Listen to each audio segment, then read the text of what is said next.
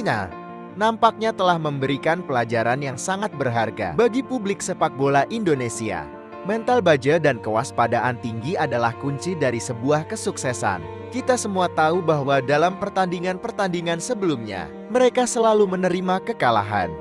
Bahkan sebagian pendukungnya pun mulai meragukan kinerja timnya sendiri. Namun di balik itu semua, mental pemain timnas Cina tak tergoyahkan dan tetap fokus menatap laga lawan Indonesia. Di sisi lain, publik sepak bola Indonesia begitu optimis. Timnas Indonesia akan mampu meraup poin maksimal di kandang Cina. Ekspektasi kita sudah kadung tinggi kepada timnas Indonesia. Namun apa yang terjadi selanjutnya? Justru Cina mampu menundukkan perlawanan timnas Indonesia dengan skor 2-1. Seolah sedang mengingatkan kepada kita semua untuk tetap membumi. Terlepas dari blunder taktik yang dilakukan STY, namun kita juga patut introspeksi diri. Kita juga mesti ingat bahwa STY juga manusia, yang pasti bisa saja melakukan kesalahan.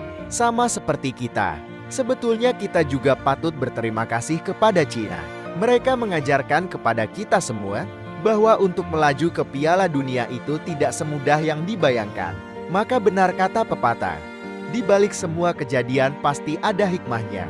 Dan benar saja, keberuntungan kembali kepada Indonesia. Di mana dalam pertandingan lainnya, Arab Saudi dan Bahrain bermain imbang 0-0. Dengan demikian maka, peluang Indonesia untuk lolos ke Piala Dunia masih cukup terbuka. Menilik hasil pertandingan antara Jepang lawan Australia sebelumnya, juga berakhir imbang. Secara mengejutkan, Australia berhasil menahan Jepang di kandangnya sendiri dengan skor 1-1. Peta persaingan di grup C pun semakin ketat. Dari 4 laga yang telah dilakoni masing-masing tim, hanya di grup C inilah persaingan poin terjadi sangat ketat dibanding grup-grup yang lainnya.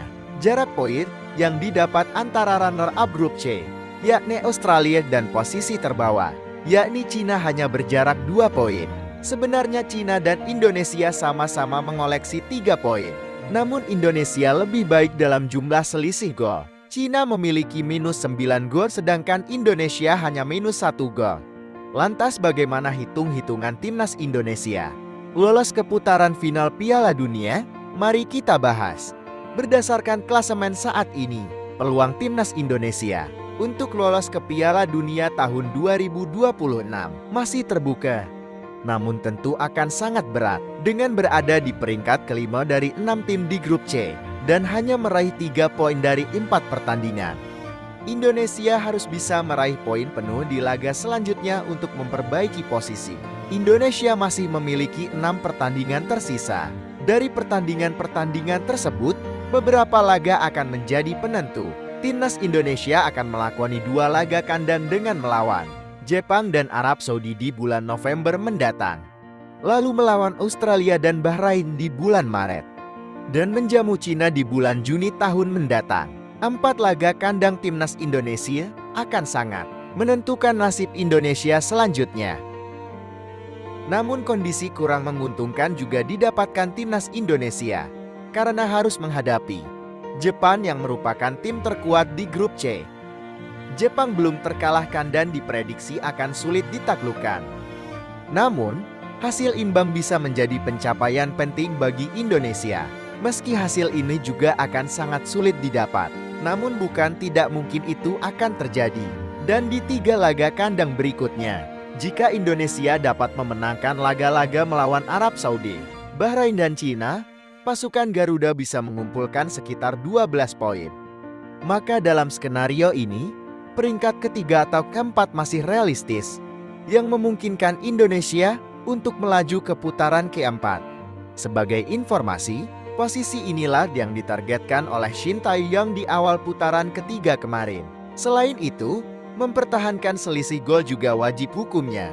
Tidak kalah dengan skor besar dari Jepang dan Australia akan menjadi keuntungan. Karena saat ini, selisih gol Indonesia -1 masih lebih baik dibandingkan Cina dan Bahrain dan setara dengan Arab Saudi -1.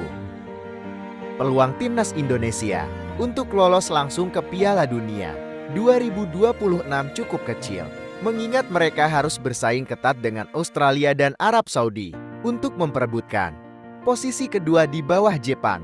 Namun, peluang untuk meraih posisi ketiga atau keempat dan melaju ke putaran keempat kualifikasi masih terbuka jika timnas Indonesia dapat memenangi laga-laga kunci dan mencuri poin dari lawan-lawan kuat.